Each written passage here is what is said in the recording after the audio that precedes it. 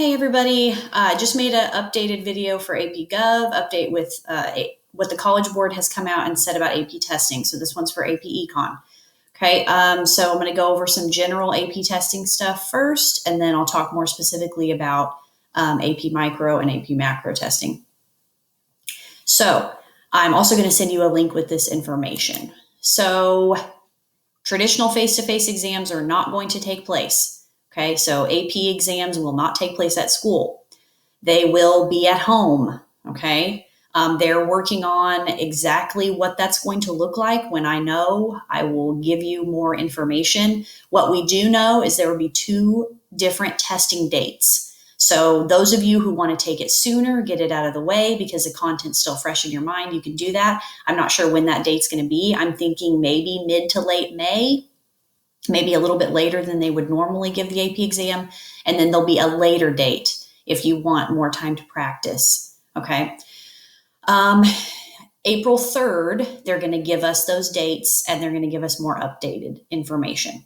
As for what the exam is going to look like, there will be free response questions. You will have 45 minutes, okay, to take some kind of free response questions. For AP Econ, I really don't know what that looks like, okay? It may be here's a graph or here's a table or some kind of chart, interpret that information. So basically, like for AP Micro, it may be here's a Monopoly graph like we've done before, and then you answer questions about it and you don't actually have to do any graphing. But I don't know that for sure. They may develop some kind of software that allows you to graph within the program. They also mentioned something about kids taking pictures of their work. So I really don't know. But I promise you I'm staying on top of it, and I'll get you that information as soon as I do know. I know that there will be ramped up test security. So I would foresee you guys, even if it's an FRQ style question, all of you are probably going to see a different question, okay, to try to make sure that it's truly secure, okay? Now, some other good news. This is better news than I told my Gov kids. But they are cutting what is being tested on the AP exam. So if you look at my screen here, you can see exam questions will cover, exam questions will not cover. So if we look at micro and macro, okay, so macro, units 1 through 5. Good news, guys.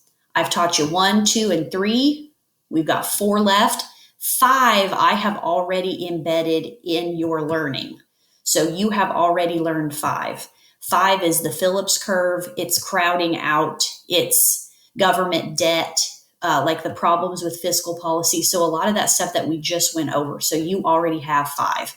So we only have 1 more unit left. Yay, 1 more unit left, which is monetary policy. Okay, so come Tuesday after spring break, we're going to hit the ground running. Okay, that week, the end of that week, we'll know more about what the AP test is going to look like. And I promise you, we are going to focus specifically on what skills you need.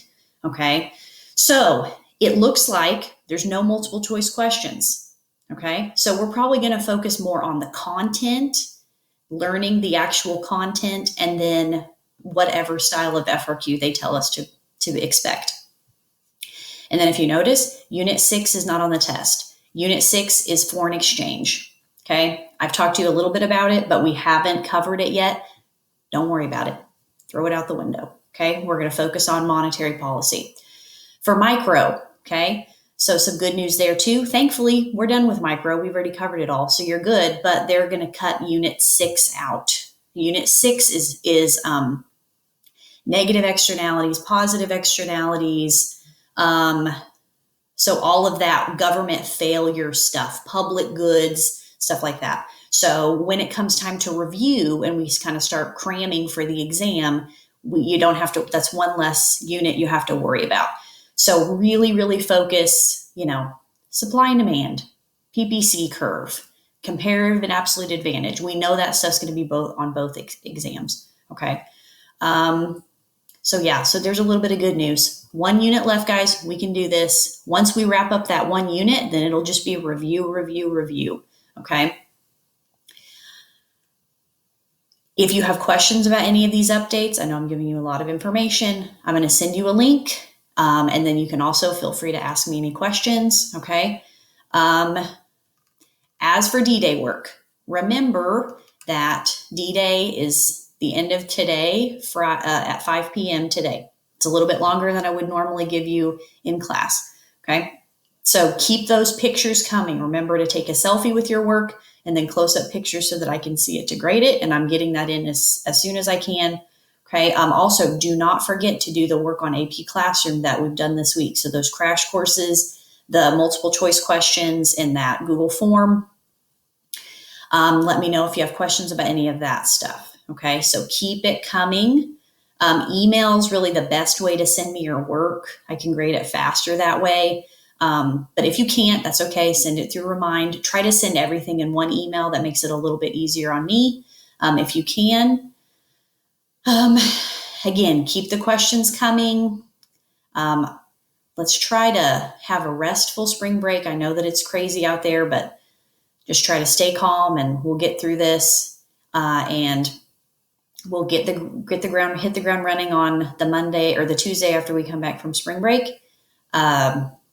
So hope everybody has a great rest of the day and a great spring break. Stay safe. Let me know if you have questions. Remind, email. Love seeing all of your sweet little faces next to your work. It's helping me stay motivated. So keep those coming. Have a great rest of the day, guys. I'll see you later. Bye.